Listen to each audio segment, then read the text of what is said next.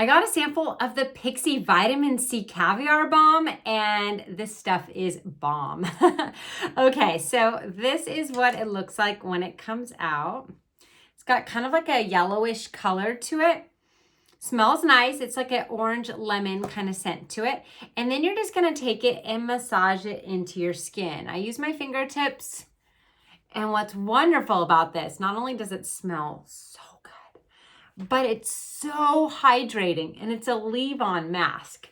So it gives you the benefit of a face mask, but you don't need to rinse it off. You just leave it on, and it just feels like it melts into your skin and gives it such great hydration. So I love wearing this day and night. I sleep in this as well. I do kind of my neck area too. So I do the whole area here. And if you wanted to do down here, you could do that too.